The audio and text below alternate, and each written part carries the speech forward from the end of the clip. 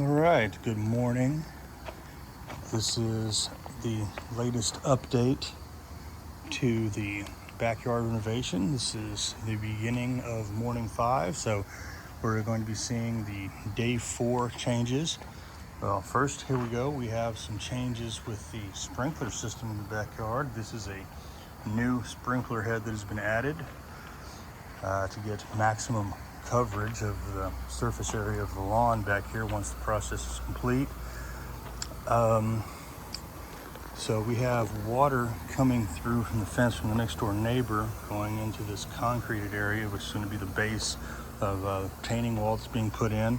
That's what all the concrete and cinder blocks are for. So hopefully that won't be an issue. This broken fence board will be replaced today so that the yard will be safe for the doggies. So this area is going to be sort of cordoned off for this electrical box, utility access. And we have another sprinkler over here. Previously, there were just sprinklers along the perimeter of the patio slab, but now again, they're going to be updating the sprinkler system to ensure maximum coverage of where the grass is going to be. Again, we've got the discharge down there for the drainage from the guttering.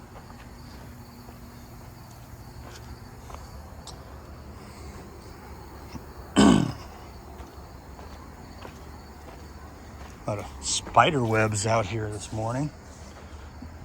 Not really a fan. But so you can see the rebar sticking out of the retaining wall. That's going to be cut out, cut off flush with the top. A topper is going to be put there, and the soil will come up to the level of the cinder blocks. This cracking in the perimeter, neighborhood perimeter wall is going to be repaired. And then we have this area over here.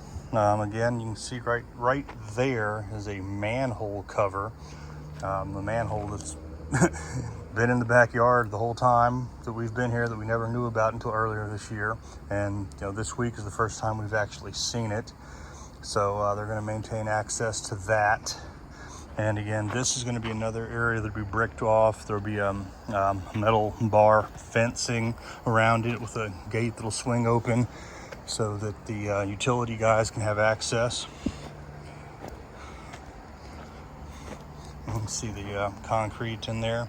Again, we've got this more trenching for the retaining wall that we've already discussed. So we've got this conduit here for the drainage that runs down, connects into the conduit from that under the ground, and then out and under the fence back there, the brick wall rather. And then this area, this alley, if you will, is going to be leveled out as well.